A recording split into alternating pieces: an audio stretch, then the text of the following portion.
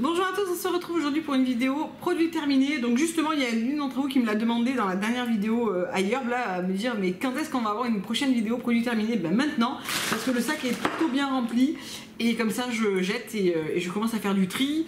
On va déménager dans pas très longtemps. Je pense que je vais vous faire peut-être une petite vidéo update en fait de grossesse, déménagement, que va devenir YouTube, etc., etc. parce que je reçois beaucoup de questions. Donc peut-être que je ferai une petite vidéo blabla racontage de vie comme ça, je sais pas trop encore. Alors on va commencer par un truc qui n'est pas totalement fini mais que je vais finir genre demain matin. C'est mon duo anti-vergeture de chez Paille. C'est la deuxième fois que je rachète ce duo, je l'ai adoré tout au long de ma grossesse. Vraiment rien à dire sur ce duo, mis à part que l'odeur est pas fantastique, mais on s'en fout, enfin, finalement c'est une odeur juste d'huile végétale.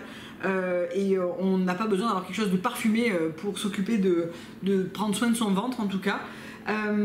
Donc là je suis rentrée dans le 8e mois, j'ai deux autres huiles, la Lina Hanson et la Living Libation que j'aime beaucoup. Je pense que je vais pas repartir sur ce duo, je vais terminer les huiles que j'ai tranquillement.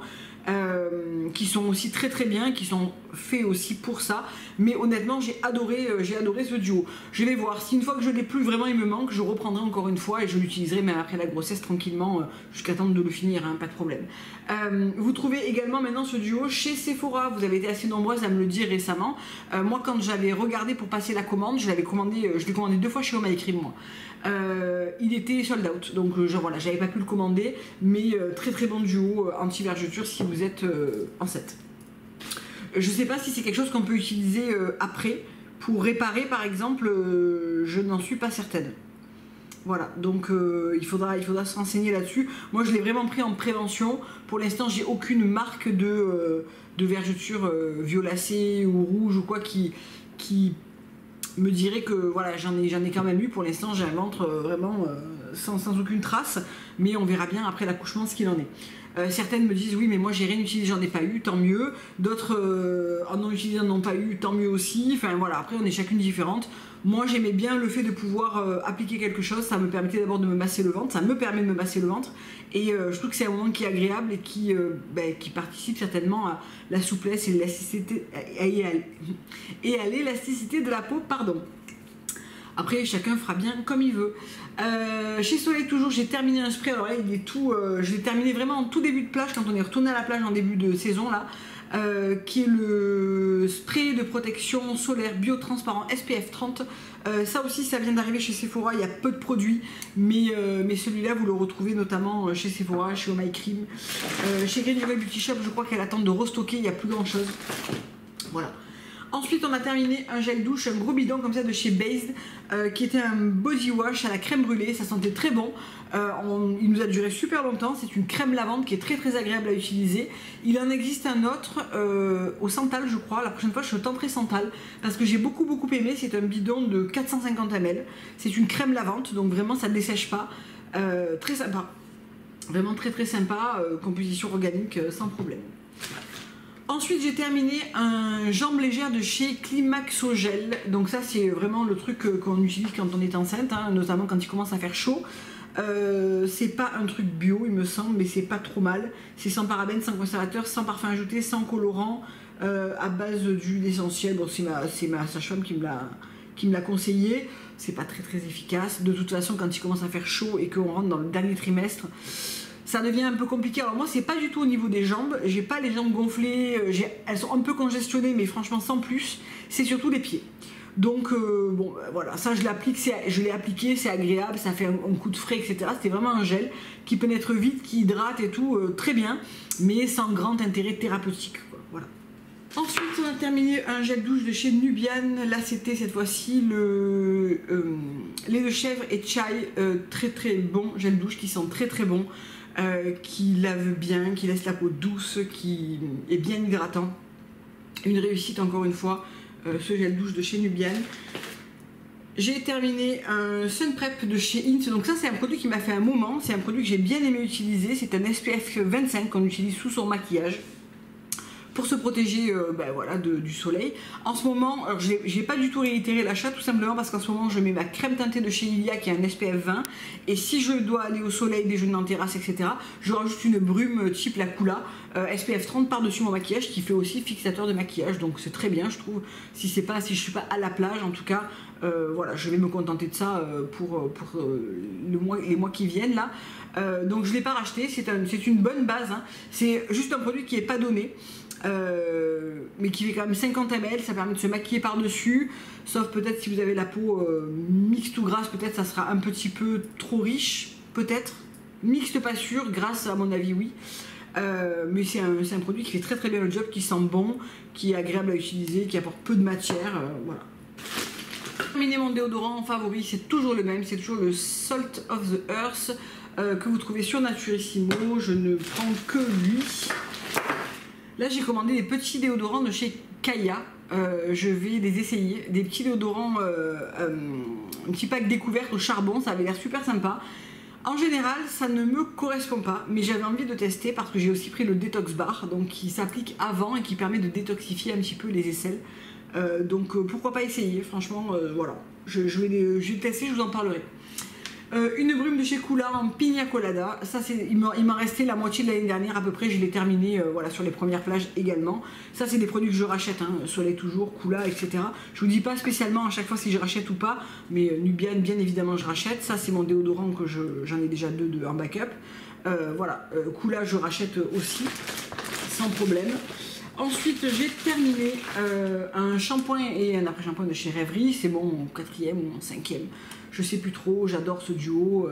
Voilà, c'est un duo qui est cher mais qui dure longtemps, qui fait des beaux cheveux. J'adore l'odeur, j'adore la gamme de chez Rêverie. Tout me plaît en fait dans cette marque, que ce soit le milk, que ce soit l'huile, que ce soit... voilà, j'aime vraiment tous les produits. Là, je ne l'ai pas racheté, je vais me reprendre du Rawa Hydration.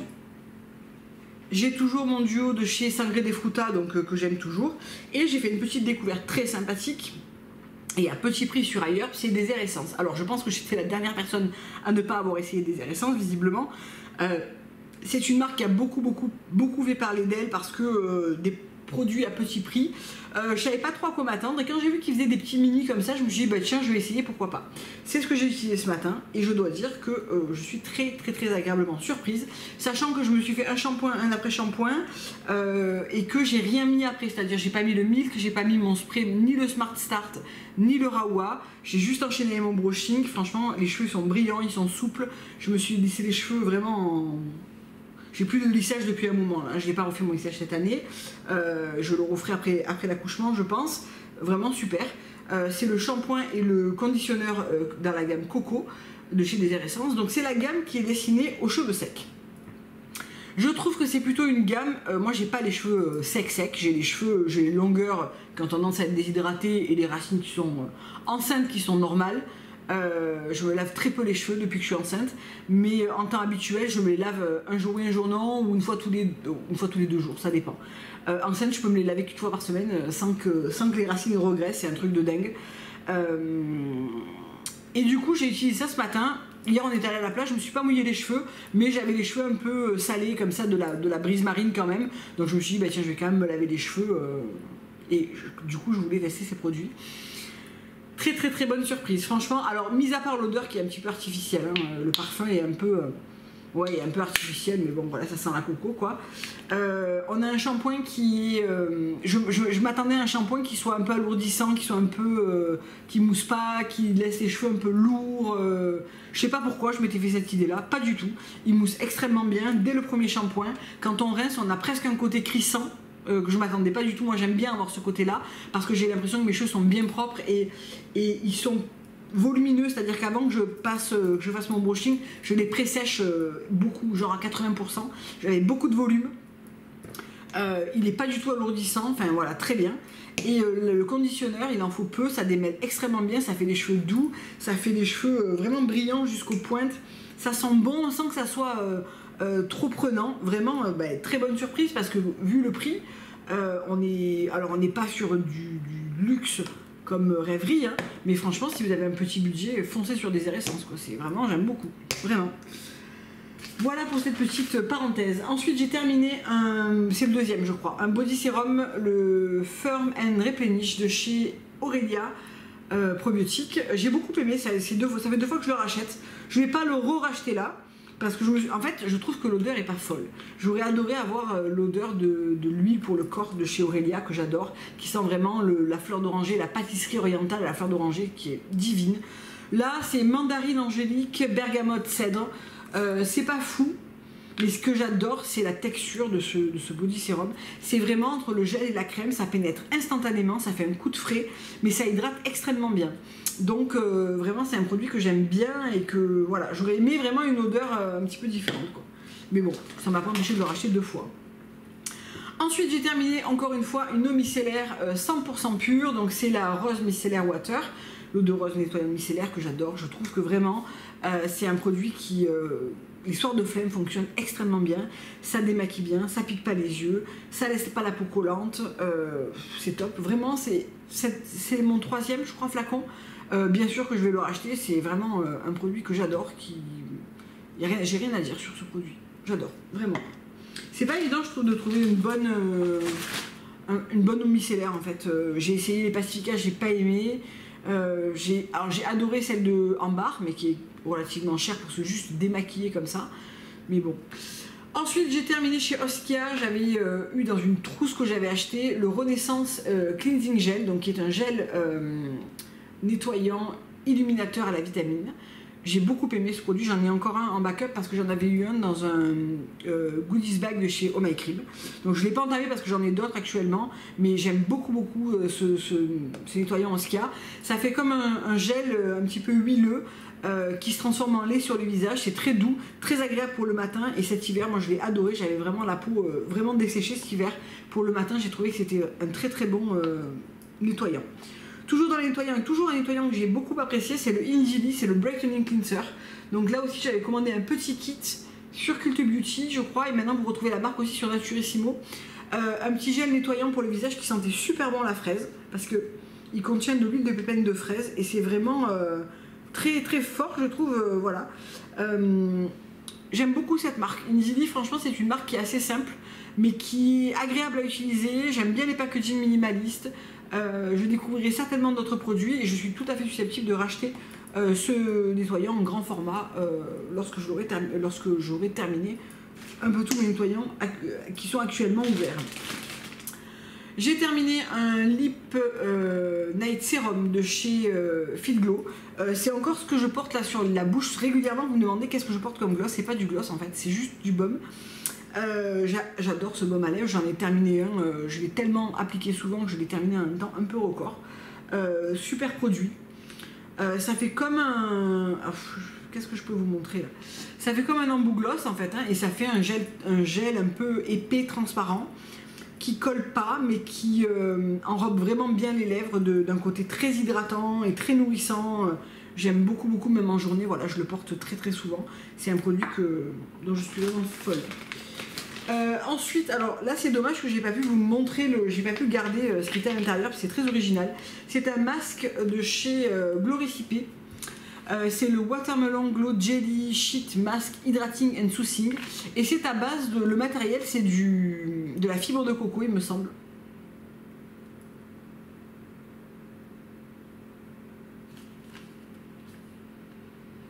Il me semble. En fait, ça fait comme un sheet mask, mais en gel transparent, imprégné de la lotion qu'ils ont au watermelon, donc à la pastèque. Très agréable à utiliser. J'ai trouvé que ça lissait super bien, ça rafraîchissait super bien. J'ai beaucoup aimé. J'aimerais bien en acheter un pack de 5. Je sais pas comment ils se vendent, il faut que je regarde. Mais j'ai beaucoup aimé. La compo est vraiment bien. J'aime bien cette marque Gloricipé. Ensuite, j'ai terminé un petit Coconut Beach Shimmering Oil de chez Rachel Plainby, qui est l'huile qui sent la plage l'été.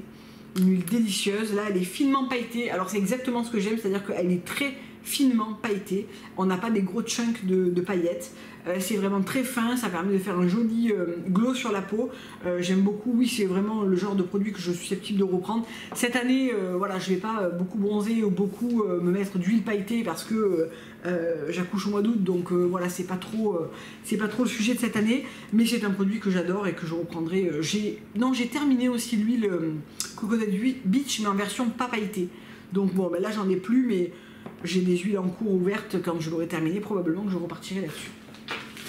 Ensuite, j'ai terminé, alors là c'est dommage parce qu'il est impossible, mais impossible de récupérer les 2 utilisations restantes de ce flacon en fait, voilà.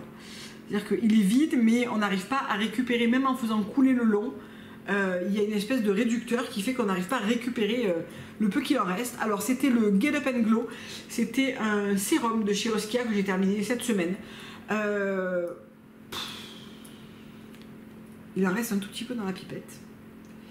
J'ai bien aimé, c'est un gel avec un petit peu de reflet à l'intérieur. C'est un gel frais, très agréable à utiliser avec une bonne odeur et tout, etc. Mais j'ai pas vu grande différence, quoi. Ni sur l'éclat, ni sur l'hydratation. Alors il est très vite absorbé, c'est un sérum qui conviendrait très bien à une peau mixte à grasse. Qui est un peu en recherche d'éclat et de confort sans être graissé ni alourdi par des soins. Je préfère le Super 16 qui est leur sérum un petit peu multifonction de la marque que j'avais beaucoup aimé. Là le Get Up and Glow, je trouve que donc c'est un éclat et énergie booster. Bon voilà, non ça je reprendrai pas. Pourtant il y a des produits que j'aime bien chez eux, mais d'ailleurs j'ai adoré le Renaissance Mask, qui était un petit masque que j'avais eu dans un kit encore une fois et que j'ai terminé. Et là je suis sûre de le reprendre en grand format. Je le prendrai pour cet hiver parce que là je vais pas l'utiliser. Un masque génial, qui grignote les peaux mortes, qui repulpe et qui hydrate sans dessécher, sans tirailler, sans sensibiliser, vraiment dans la même gamme que le Renaissance Gel, je trouve. On a un côté enveloppant. Quand on le rince, on a juste une belle peau, c'est-à-dire qu'elle est lissée, elle est rosée, elle est fraîche. J'ai adoré ce masque. Un petit format comme ça, donc qui faisait 8 ml. J'ai fait au moins 6 masques avec, parce qu'il en faut vraiment peu. Donc très bonne surprise. Oskia globalement c'est une marque qui n'est pas hyper clean, et si vous êtes une puriste, vous n'irez pas vers cette marque parce qu'il y a toujours un ingrédient ou deux qui sont moins bien, même s'ils sont pas en début de compo, ils sont moins bien. En revanche, les produits sont vraiment efficaces. Voilà, mis à part le sérum qui n'était pas fou, il y en a d'autres que je préfère par rapport à celui-là. Le masque, le gel nettoyant, le gommage micro-dermabrasion dans la gamme Renaissance est excellent. Ils ont vraiment des produits qui sont très chouettes. J'aime beaucoup aussi la crème Renaissance. Ils ont des très bons produits. Ensuite, j'ai terminé un gommage. Alors là, tout le reste du fond là est assez dégueu parce qu'il y a des trucs qui ont dû couler par-dessus. Donc j'ai terminé un gommage lin de chez H is for Love que j'ai bien aimé, que je vais pas forcément racheter, tout simplement parce que, alors il gomme bien, etc. Il est dégueu. Bon là il n'y a plus d'odeur, ça a tourné. L'odeur n'était pas fantastique, je préfère le herbivore, je préfère d'autres gommages, les Rachel Plan B, tout ça, plutôt que celui-ci qui était bien, hein, qui gommait bien et tout, mais voilà, je préfère en avoir d'autres. Là c'est pareil, il y a des trucs qui ont coulé. J'ai terminé de chez Ilem un Olympe et un Maya, donc le masque Maya qui est le masque lissant réparateur, qui est un masque au miel, et un masque au miel qui va prévenir les imperfections, qui va repulper, qui va hydrater, qui contient aussi de l'acide lactique, de l'argent colloïdal pour les imperfections, etc. C'est un masque belle peau, moi je trouve, c'est un masque qui va perfectionner le grain de peau. Et le baume Olympe, ça fait un petit moment que je l'ai terminé, c'est le baume de nuit au rétinol naturel. Je ne l'ai pas utilisé durant ma grossesse ou très peu, vraiment une fois par semaine peut-être, parce que c'est pas trop recommandé d'utiliser des produits dérivés de la vitamine A pendant votre grossesse. Donc à toute petite dose, pardon, à toute petite dose ça pose pas de problème, mais au quotidien c'est pas forcément conseillé. Moi j'ai changé très peu de choses durant ma grossesse au niveau des produits de soins, et notamment au niveau des huiles essentielles. On est beaucoup là à vous dire qu'il ne faut absolument pas en utiliser, il faut vraiment zéro huile essentielle. Bon, c'est pas vraiment vrai, hein. Il y a plein d'huiles essentielles que vous pouvez utiliser pendant votre grossesse. Je vous conseille d'aller voir sur internet la liste des choses à proscrire et des choses que vous pouvez utiliser. Et surtout dans un produit de beauté, même dans un produit de beauté qui est assez concentré, on ne dépasse pas 5% au niveau des huiles essentielles, donc ça reste quand même assez peu. Ce qu'il ne faut pas faire, c'est prendre une huile essentielle déconseillée, l'appliquer directement pure ou la consommer, ou voilà. Mais après, en ce qui concerne les produits de soins, j'entends souvent dire oui, mais le Santal, c'est oestrogène-like, est-ce que je peux l'utiliser? Bon, honnêtement, dans des produits de soins, il n'y en a pas assez pour en fait produire cet effet. Il faudrait vraiment l'utiliser pur ou très peu dilué. Dans un produit de soins, c'est dilué à 5% et moins de 5%, donc ça n'a pas grande incidence sur le côté oestrogène-like, pas du tout. Il faut vraiment en consommer beaucoup. Et sur le côté à proscrire pendant la grossesse, là encore c'est pareil, c'est la répétition qui ferait que et la consommation excessive. Mais on vous dit par exemple que le jasmin ça fait contracter l'utérus, probablement. Je remets pas en cause ces dires-là, mais simplement quand on utilise genre un gommage une fois par semaine ou une fois tous les 10 jours où il y a un peu d'huile essentielle de jasmin dedans, vous craignez rien quoi. Après vous pouvez l'éviter si vraiment vous avez peur, mais ça n'a aucune incidence. Moi j'en ai parlé il n'y a pas très longtemps avec ma sage-femme qui me dit mais bien sûr que oui, ça n'a aucune importance quoi. Donc après chacun fera là-dedans, c'est un vaste débat comme beaucoup d'autres, chacun fera bien comme il veut, mais en tout cas voilà, moi pendant ma grossesse, mis à part mettre de côté le rétinol, les acides qui sont un peu violents, la vitamine A, etc. Voilà, j'ai pas évité énormément de choses.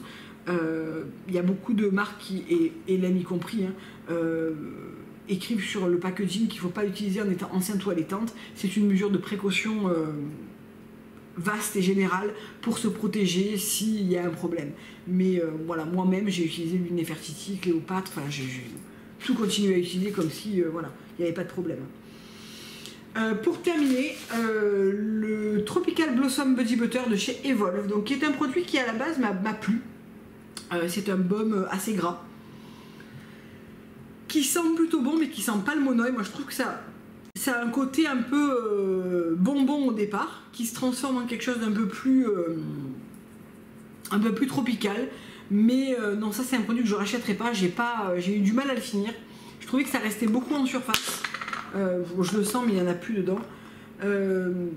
Voilà. Bon, il y a du monoï à l'intérieur, il y a des fleurs de gardénia, il y a des extraits d'hibiscus. Enfin, c'est pas un mauvais produit, mais c'est pas un produit dont j'ai raffolé quoi. Voilà. Le Evolve comme ça. Je préfère largement, encore une fois, un beurre Rachel Plain Bee, celui de la crème de chez Coco. Enfin, voilà, il y en a d'autres que j'aime mieux que celui-là quoi. Donc voilà. Donc voilà pour cette vidéo produit terminé. Il y en avait quand même globalement un peu moins que d'habitude je pense, mais voilà, comme ça c'est fait, je commence à jeter. Il va falloir que je commence sérieusement à penser à faire des cartons, du tri, tout ça. Donc c'est pas mal de faire ce genre de vidéo pour commencer un petit peu à jeter. Je vous fais plein de gros bisous, je vous dis à très bientôt pour une prochaine vidéo. Au revoir.